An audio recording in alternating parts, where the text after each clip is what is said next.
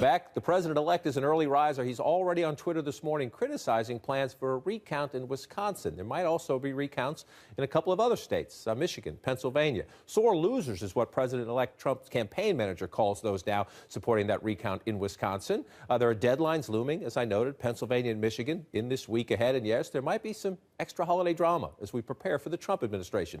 More on the recount mechanics and the motivation in a moment. First, a quick math update. The election was nearly 3 weeks ago. You see the results here. Donald Trump is our president-elect, but Hillary Clinton is on top when you look at the map because she has almost a 2 million vote lead, 1.92 million in the popular vote, which begs the question, do you think we should keep the Electoral College, which is why Trump is the president-elect, or pick presidents by a popular vote? Some brand new polling numbers this morning. How should we elect our presidents? 51% of you tell us you want to switch to the popular vote.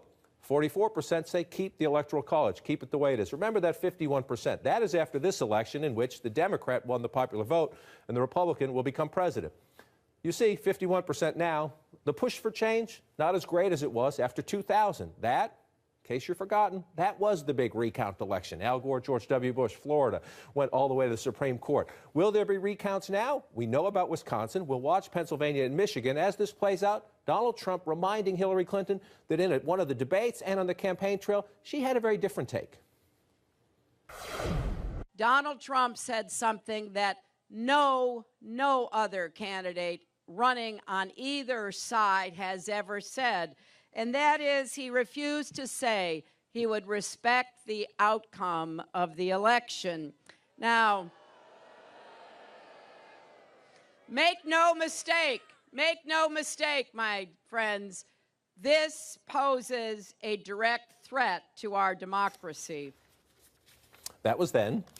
We are in now.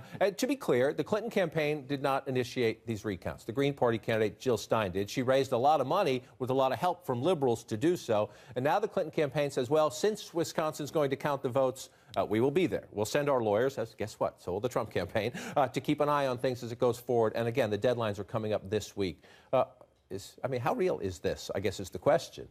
Well, it's not real enough to overturn an election. Right. I mean, that's almost certainly not going to happen. The Clinton campaign sort of acknowledged that itself in its statement yesterday.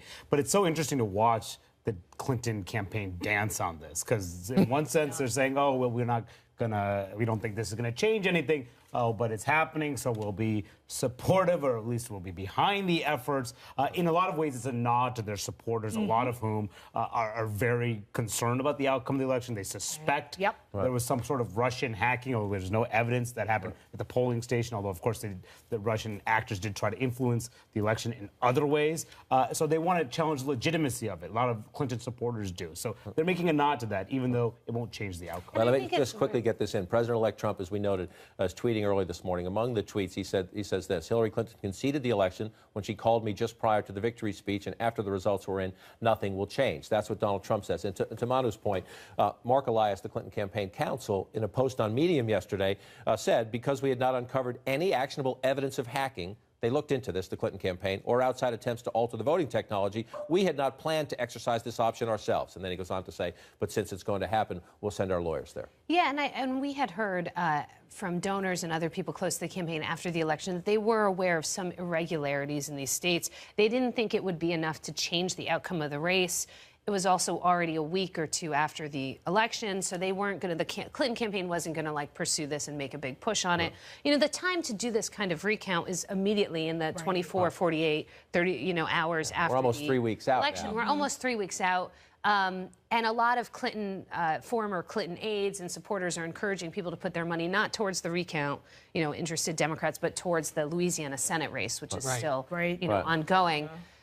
But, I think it's important to know if the Russians were interfering with our elections. That seems, the White House says that it probably wasn't hacking machines. It more was fake news and other kinds of, hacking of people's campaign, personal emails, other kinds of interference. But it seems like that would be an important thing for the country to know about. It certainly was part of the campaign. I mean, the sort of leaked emails and the hacking of Podesta's emails. I think this is certainly a good moment for Jill Stein. I mean, we haven't talked about Jill Stein much at all in this whole. The Green Party's raising a boatload of money off this. Trump calls it a scam. Trump called it a scam yesterday, She's saying on that TV all the time, and this certainly elevates her stature in that progressive left. And I do think Manu is right. It's sort of the Clinton team co-signing for this progressive effort. And I have to say, like, on election night, I got so many messages from Democrats basically saying, were they hacked? Right? And so this seems to be scratching an itch among Democrats who had suspicions early on. Maybe they were Democrats in those states who stayed home. Let's put up the margins just as we go through this. Wisconsin definitely will recount. Michigan and Pennsylvania, the Green Party says it has the money and will try to exercise them this week. But you see the margins there. In Michigan, it's a little over 10,000 votes. In Wisconsin, it's 27,000 plus votes. In Pennsylvania, it's more than 70,000 votes. There has never been a recount that has overturned a margin anywhere near the numbers you're looking at there, particularly that 70,000 in Pennsylvania. And some people snarkily note that in Wisconsin and Michigan, if Jill Stein votes went to Hillary Clinton would have won those two states. Right. But details. But we're going to watch this play out in at least one state and maybe three, and it's going to drag on for a few days. Yeah. I mean, what, at least 2 weeks? I mean, look, Democrats talking about putting money into a Senate race. There's been talk about election reform. You don't reform the Electoral College, but maybe you get all the states to say, you know what, if it's within 5 percentage points, we're going to do automatic recounts no matter what. Because I think now in this day and age where there's all these questions about, you know, was there hacking? Did fake news play a role? Did something else nefarious happen?